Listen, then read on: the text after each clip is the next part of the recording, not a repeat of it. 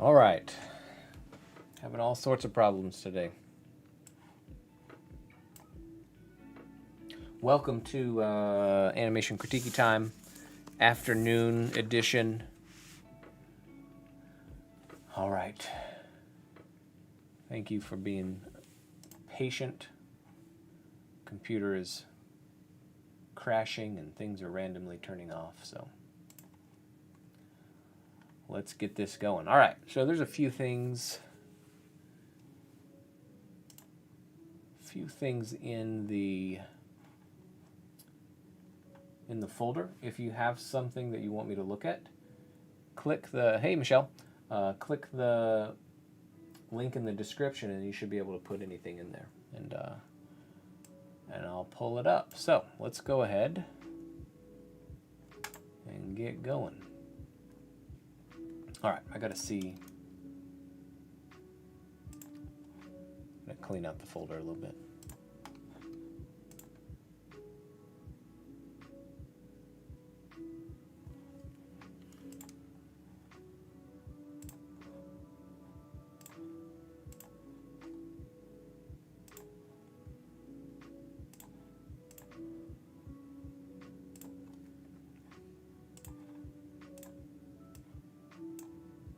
All right, I've got Bryce and Caitlin and Michelle. Yours are first up. And then let's see what else we got here. We got Zara.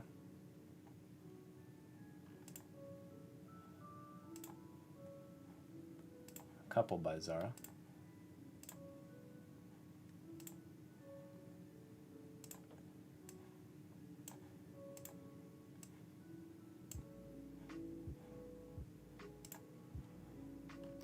Hey.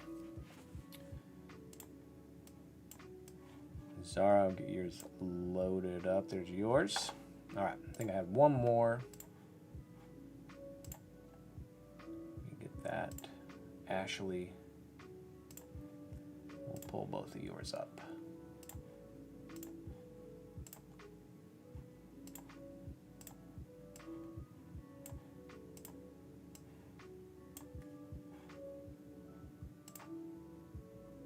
Hey, Autumn. Yeah, no problem. Thanks for stopping in and saying hello. All right, so for those who are here in person, you get to go first.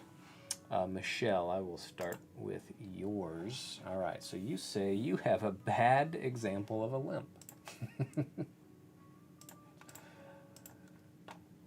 I will determine if it's bad. All right, you have a note here. Let me see if...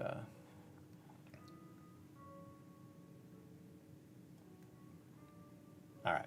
Yeah, so you're just going to repeat and copy, which is fine.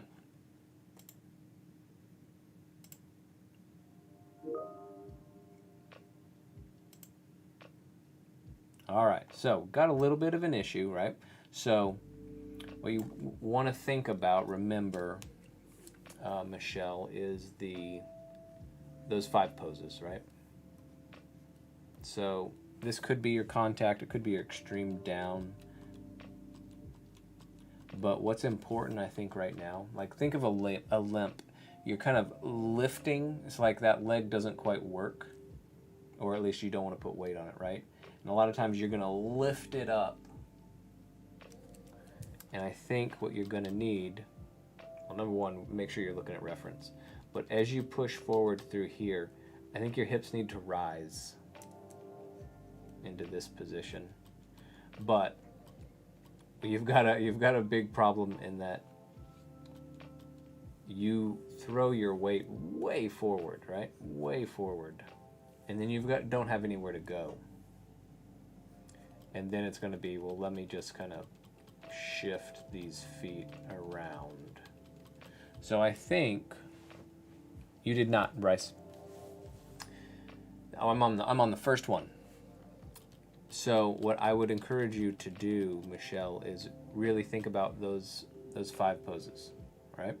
So if this feels like your extreme down, kind of, and then you've got this kind of passing position. Usually, you know, somewhere right in here is your passing position. I feel like you need to push those hips up a little bit higher so that leg doesn't have to be totally straight, but at least close to it. And then, you know, this leg maybe, you know, you've got, let me switch that. We'll do this back leg in red. You know, if you want to kind of let that foot, you could even like let that foot sling over to the side or whatever. And then you should still have like that extreme up, probably. Which if, let's see, we'll put it here, then you're really extending and kind of slinging this leg forward. But the key is like whatever you're doing on this, and I'm just assuming that this is the leg that you're not wanting to put weight on. When this plants, you probably won't take as big of a step, right? It's not like you're going to throw this way out there because then you're going to get tons of weight on it. So this is going to be kind of a half step. So maybe it ends right in,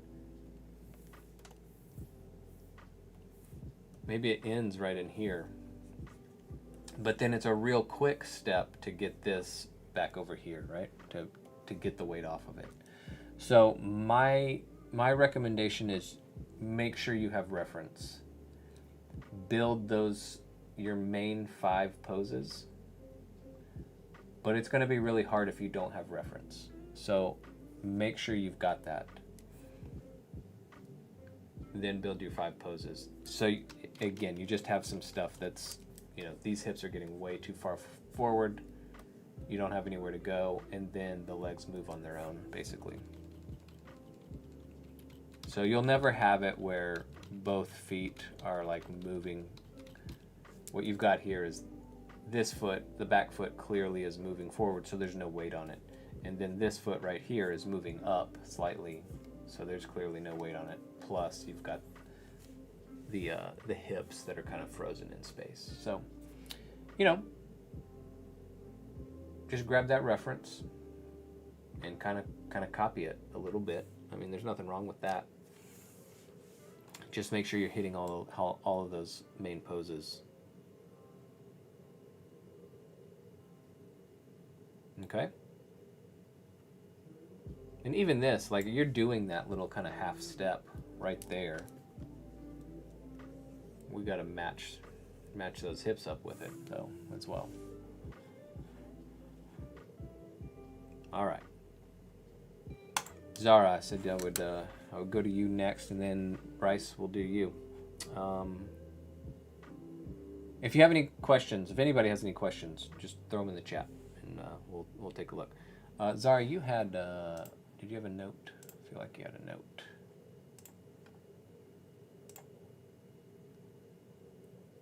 Oh, it's a long note.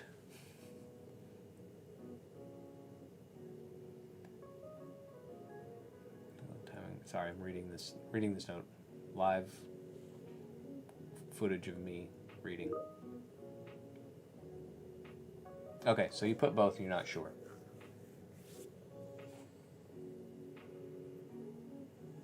And what are some good exercises to do over break? I can answer those. Okay.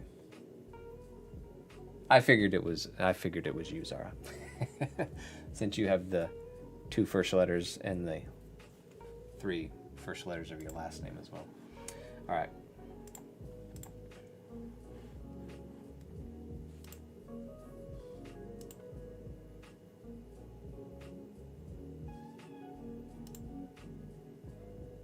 Okay, so that's your timing change, I believe.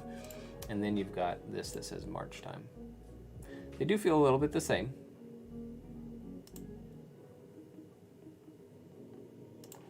Okay, let me go back to the... yeah, they do feel the same. I would have a tough time figuring out what the difference is. Okay, so I think either one is fine. You have the same issue. There's 2 issues that I see in these, and they're in both. So you pick whichever one you want to do. Doesn't matter to me. And I think they're fine. I don't feel like they necessarily read as a vanilla walk, so I think you're fine if that was one of your concerns. Okay, so let's go with I think the easiest one first, and that is the rotation in your hips, especially on the way down. I think it's early. Remember, normally, like, you want the down to happen and then it rotates forward. So it's an overlap rather than it rotating and you meet the lowest point at the same time. So you see how when we can even look right here, as your hips are going down into the extreme down, they have already rotated forward, and you kind of hit, they're not going to rotate forward anymore. So that has met the down position, Y, and the forward rotation feel like they're meeting at the exact same time. Yeah, Autumn, I'll get to that in just a little bit. Should be in an email. Didn't I send an email?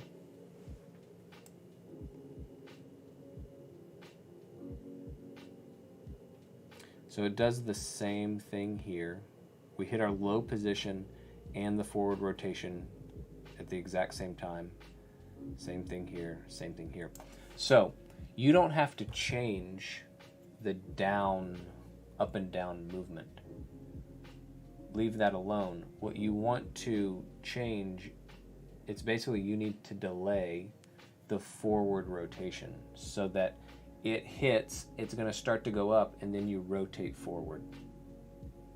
Hopefully that makes sense. You're just delaying that forward rotation.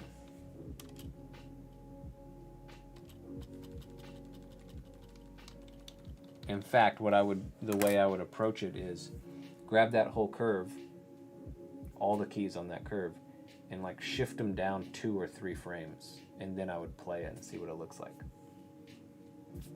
Because that's probably pretty much what you need to do. So that was issue number 1. I think that's an easy one to fix. Number 2 is a little bit bigger. Yes. So Zara, what you can do by taking the whole curve and shifting it down, it'll offset all of it. It'll offset the down rotation, but it'll also offset that up. So that's why I would just grab all of it. It'll kind of, hopefully, you might have to do some adjustments, but that's the major adjustment to offset all of that rotation. All right. So the next one is when I watch it, your feet sometimes feel a little bit like they're not in contact with the ground,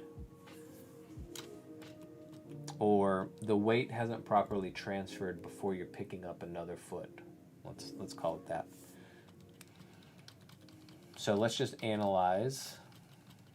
We'll look at the front right here, or sorry, side and front. So let's look at this and this. So you kind of have your contact, right? So this is making contact. The weight isn't on it, right? The weight is in between your feet, which is what it should be on this. The hard part comes right here. So if we look at this toe and where it is in the contact position, and then where it is next, it has clearly come forward, right? So it isn't really supporting any weight. But you've got a ton of weight back here. Right?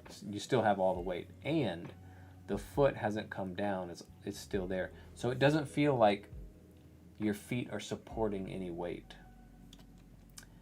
And then we keep on going, right? Even here, you might be back a little bit too far. But let's just focus on the feet for right now. It takes, so let's just say this is contact, 1, 2, 3, 4 frames for that to get down. It needs to happen faster. That will help sell what's happening in the back. The other thing that I would probably do is try to leave this back foot on the ground for like 1 more frame. And what you can do, so if this is your toe and this is the bottom of your foot, You could leave it there and just, you know, pull the heel up just a little bit more on the next frame, or you can pivot. You can pivot like that. The foot's coming up, but it still feels like, okay, the toe is in contact with the ground, so I buy it that it's still supporting weight. Those are your kind of two options. You could either go with number one, which is raise the bottom of the foot up a little bit more, or kind of pivot from the toe. Leave it there one more frame. Right there. And then you can lift that up. Plus combine that with getting that down faster. That'll help. So let's keep moving forward. And we're going to see the same thing. You can also see, like right here, see how this foot comes in, and that is your contact position, because then this starts to go. You see how the foot's not moving? It's like it gets stuck in the air. It's like there's something there that it sets its foot on for like 2 frames. So again, you want to get that down a little bit faster. This one's not quite as egregious. If we look here though, at the front view, you can really see that foot moving quite a bit, that back foot. And another thing that you can kind of see here is you see that gap, like there's a little bit of air in there.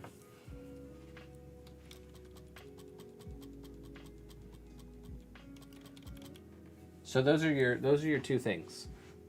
Make sure those feet are in contact with the ground and it looks like they're supporting weight before the next one picks up. Or at least, you don't have to have it like solid, like definitely it's holding weight, but believable enough. You just don't want both kind of like floating in the air or moving and it's like, wait a second. And then, whoops. And then the rotation on the hips. Those 2 things, okay? Sound doable? All right, I'll leave those there, and then, so if you have any questions, throw them up. Bryce, you are up.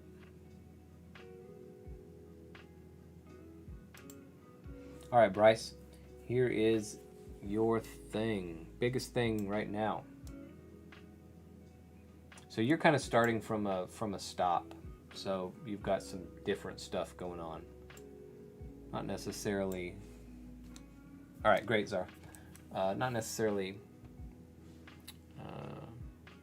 bad to start from the standstill, but here's what's happening right now. So you've got this, your feet spread nice and wide, but what that is going to mean is when you lift this foot, your weight has to get over this foot, and since they're wide, it has to move quite a bit. So if we watch, you see how, so you get a little bit of a sense of the hips moving forward and a little down, but you don't feel them moving over this leg, over this screen left leg, this one right here. And then what do we see? This leg lifts. So what has to happen first? Let's see, I don't know if, hold on, I'm going to see if you'll be able to see it in the tiny little camera. There's a huge delay on my YouTube, so. The hips have to go first, and then you can lift the leg. I'll do that. It's like a 10-second delay here. So,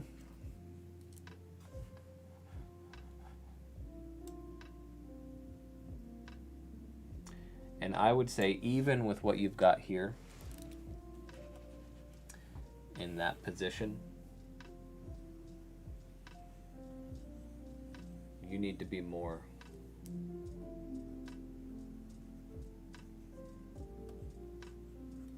like that.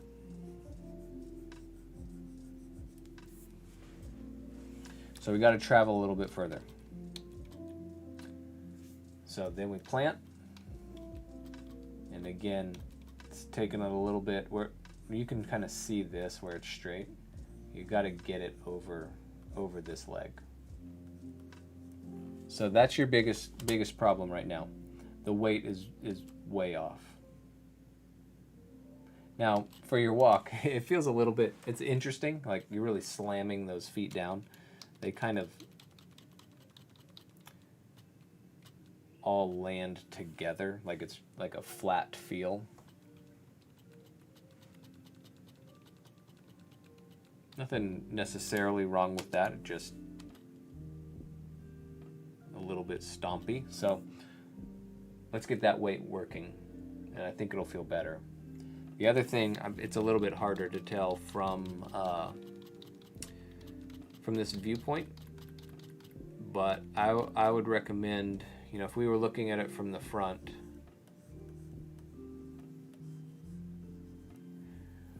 when your stance is really wide and you lift your foot, you know, let's say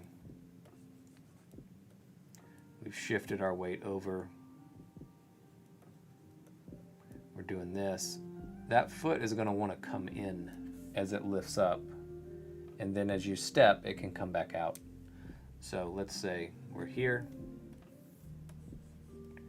it lifts up, and then it might plant back down. In fact, it might lift up, come out, and then plant back down.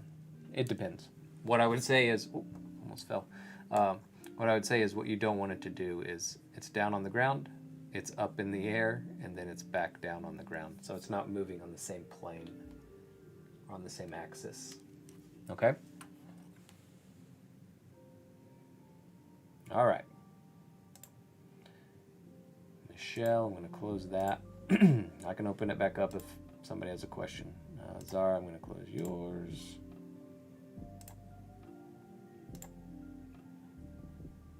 All right. That leaves 2. Caitlin. I don't think Caitlin's here. Maybe she is. I don't know. All right, Caitlin, you got the same problem that Bryce does. So if we look at, it's a common problem. So let's just look at it. You're planting, and let's watch the back foot lift up. There's your passing position. This is the only foot that's on the ground. Where's your weight, right? Like all of it is out here, but what you need is over here. I mean, it doesn't have to all be right on top of that.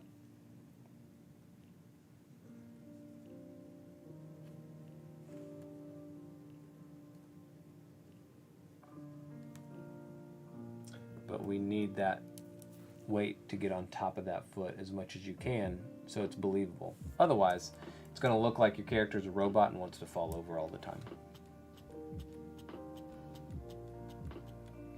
And what the hips will do is, you know, in a position like this, they might be right in the center of the feet.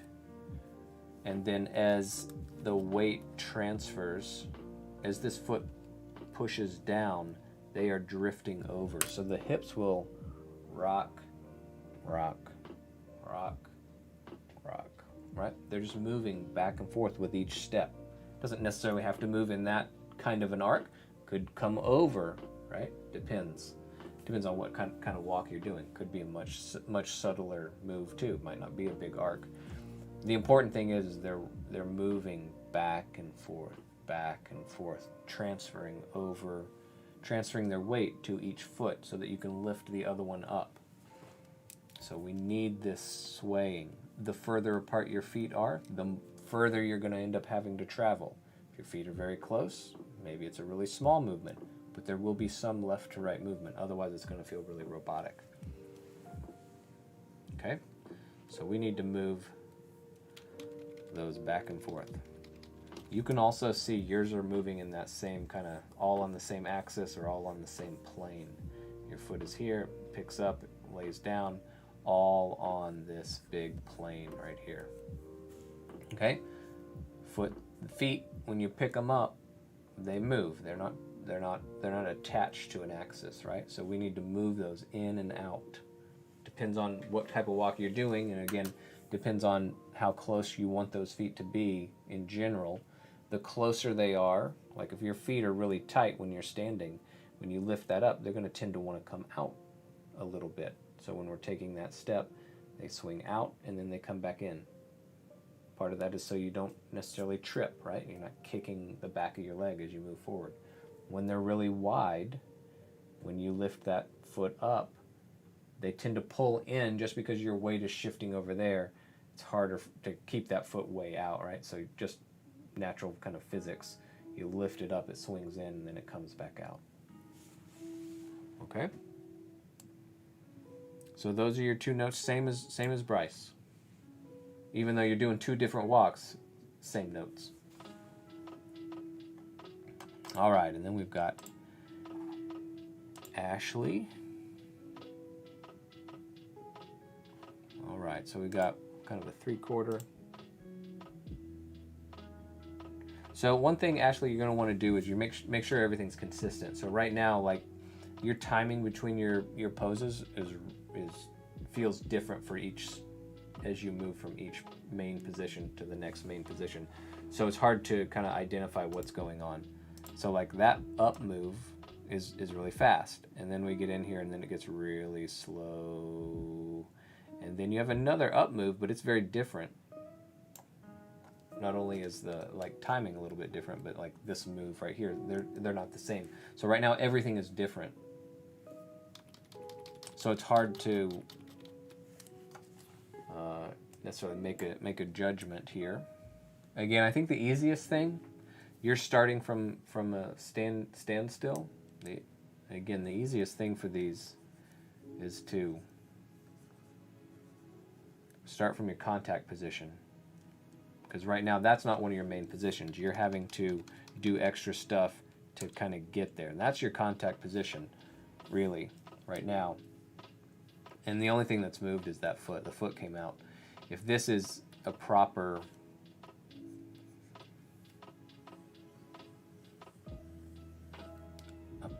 contact position, that weight is going to be roughly kind of in between, which means, you know, things might be a little bit, your hips might be a little bit higher, right? So we got something like that. Then we get into that extreme down, and your hips are probably going to want to be a little bit more forward. And then we've got this passing position, which is kind of in here.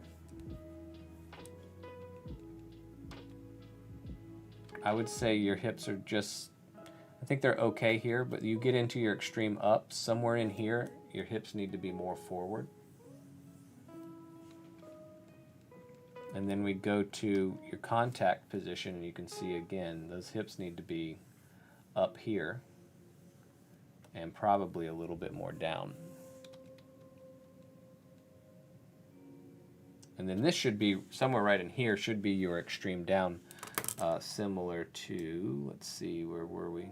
You know, similar to this pose, right? So in this one, we wanted the hips more forward, but they might be down far enough. In this, you know, this could be your extreme down. It's just taking you a long time to get there.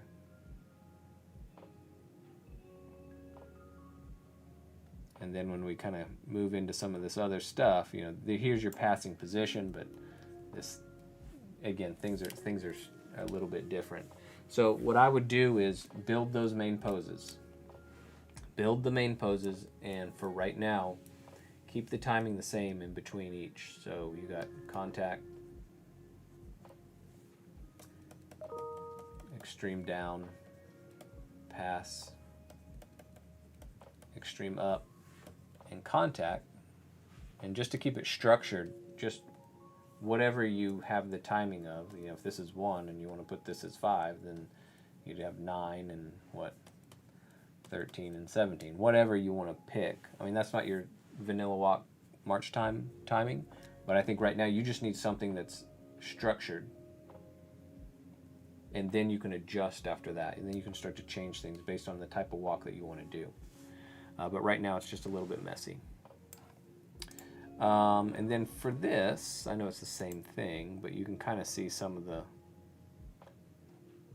you know, you got a little bit, you want to be careful with this. So this foot is lifting, but your hips go this way. So we should do the opposite. We want to go to the other side.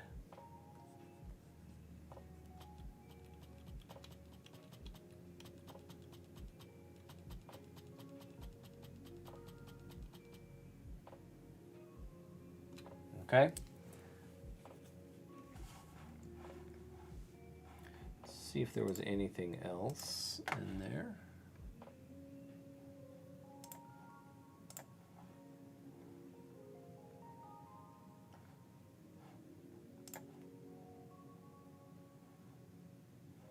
I think that's it.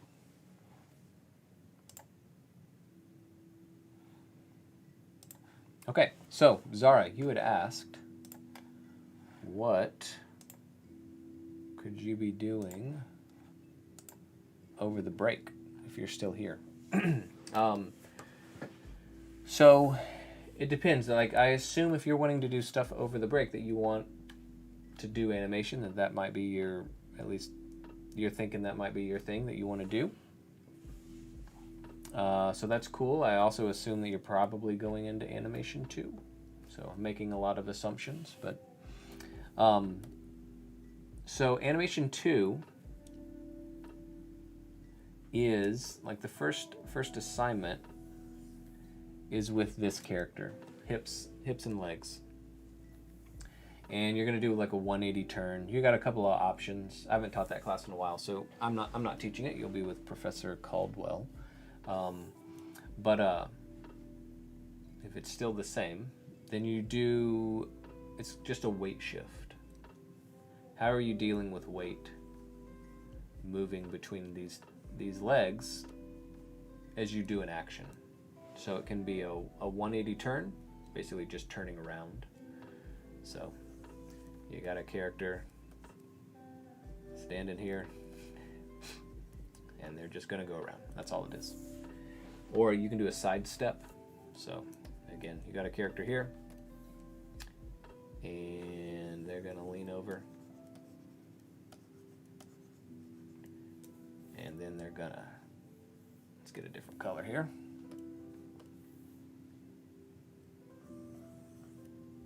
It's not a good color.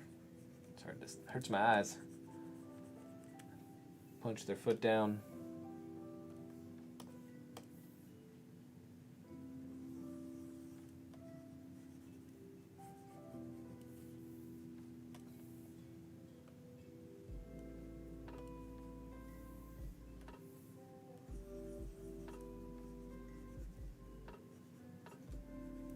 There you go. It's the same thing that we've been talking about in these walks. The weight has to transfer from one foot to the other in order for it to look right. So you get to do something like that. So you could certainly start playing with that. Start playing with ideas. One of the things that I think is important for people wanting to become an animator is making unique performances or things that are specific. You know, it's fine to do any old sidestep or any old 180 turn. You could do that and you could be technically proficient at it and do it really, really well. But if it's not entertaining, then, you know, people don't want to watch it. So it's important to start to develop that skill of creating situations or put this character in context so that you can do the action, but the action is just in service to the story that you're telling. So put it in a situation, make it interesting, make it specific. It's not just any 180 turn, it's a 180 turn that is specific to that character and in that context or that situation. So you can do that. You do that with your first assignment. After that, it's all full body with the same rigs that you do your posing assignments with. So doing simple walk cycles, full body walk cycle, practicing with that. That's always a useful skill to start practicing because it's really hard. You can do that. You can do really anything, any simple action to just practice with. If you felt like you were struggling with anything in this class, it might be worth it to kind of revisit that maybe take another, start something new, but with the same idea. That's what I would do. You want to probably find something that's really interesting to you, again, because it's, you know, it's over break and you don't want it to be just a boring assignment. Anyways, so hopefully that kind of helps. And then autumn, what are you allowed to redo? You can pick, so from any of the assignments in phase 1, pick one of those and you can redo it. Any of the assignments in phase 2, pick one of those and you can redo it.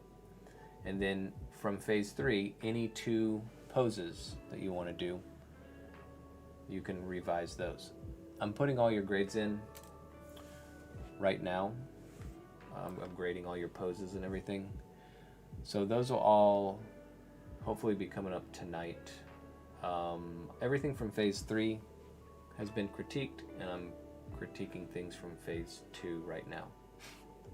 So I know it's a little bit late, but I'm trying to get through. They're taking a long time to get through. It's like 15 minutes a piece. Okay. Any other questions?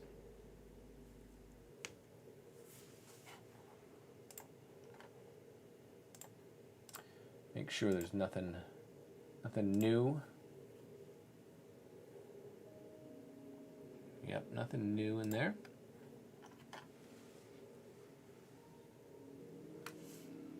Alrighty.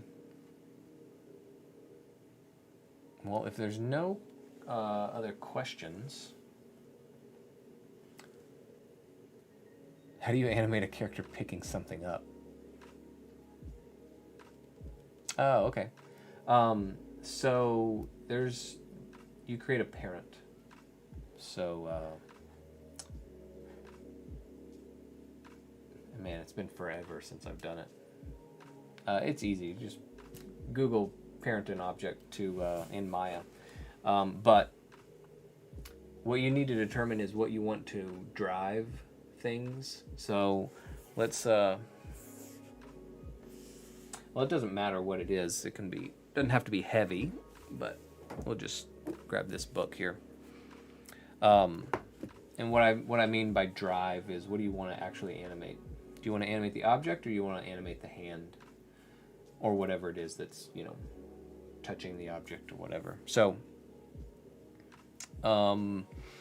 if I were doing this, if I were doing an object like this, then I probably would not, I would just animate the hand, because that'll be easier. Yeah, that's all you're doing. Zara, it's just a parent constraint. If you're holding an object that's really big, it gets a little bit more complicated, or it's not super complicated, but again, you're just gonna, how I would approach it probably is parenting the hands to the object, and then I'm gonna animate the object, and then those will drive the hands. Now, you generally, if you're doing that, you generally want IK hands, right? So I'm gonna parent the IK control of the hand to the object. So when you're lifting it up, you wouldn't want to parent like an FK hand, because things aren't driven the same way as they are with IK. So yeah, it's just a parent constraint. So one object will drive another. The parent will drive the child. But you'll go, in Animation 2, they go over all of that, on how to do it. Anyways, it's not too bad. Again, you just need to figure out, like, what do you want to actually animate? What do you want to drive?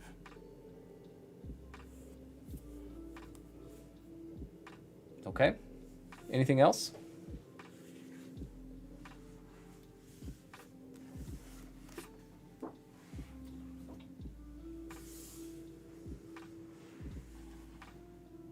Alrighty. Well, this is the last one. This is the last animation critique for the year. Hey, Tiffany. Popped in right at the end. How are you doing? Yeah, so this is the last one. Won't be doing it. Yeah, having a great day. But we'll start back up when school starts back up. And I'll figure out a time that works. It might be the same time. I don't know.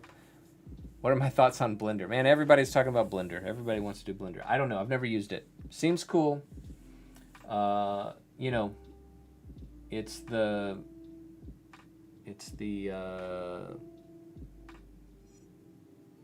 well, just the last one this year. I'll start again next year, Tiffany.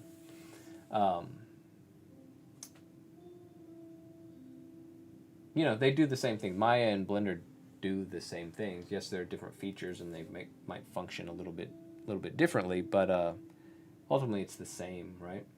So if you want to animate in Blender versus Maya, I don't care. I've actually had students who they've done their assignments in Blender. I don't really care what you do.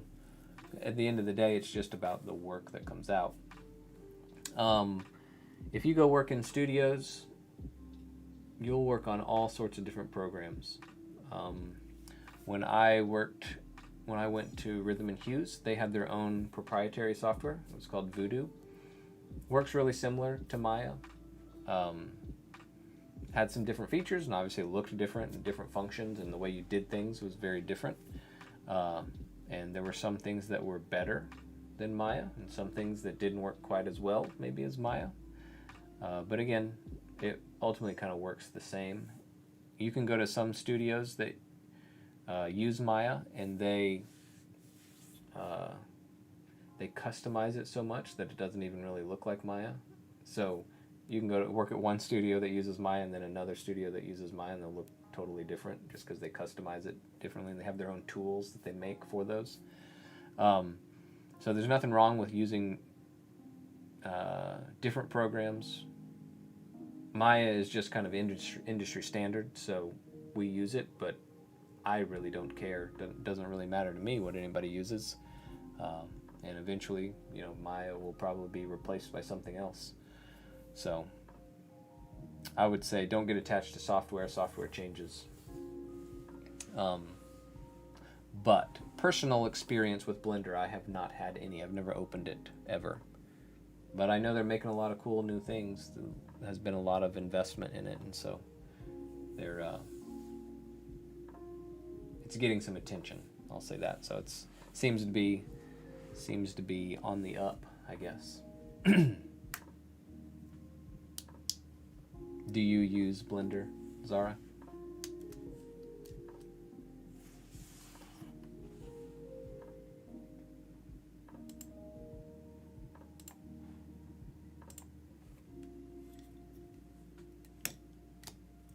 Tiffany, what do you use? You using Maya at your studio? And is anyone going to the Octo Ninja premiere tonight? I will be there. Haven't seen it yet, so.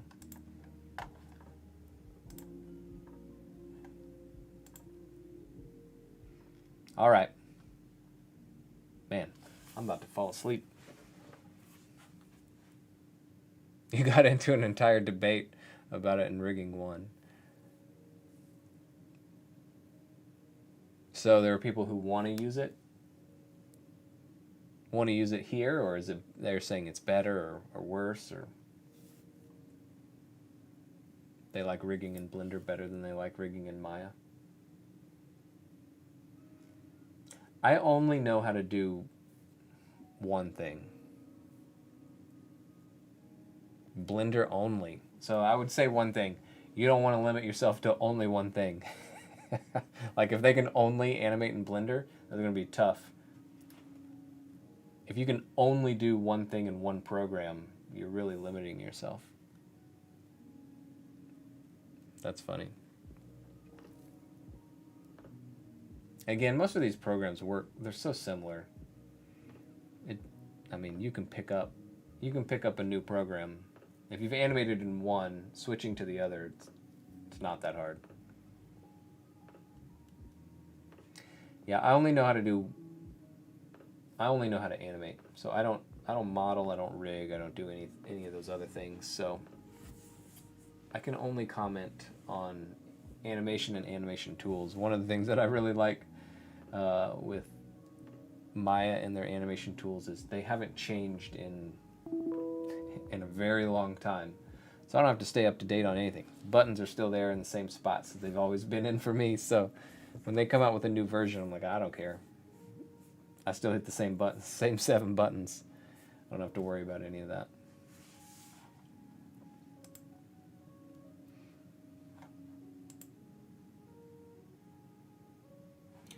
All right.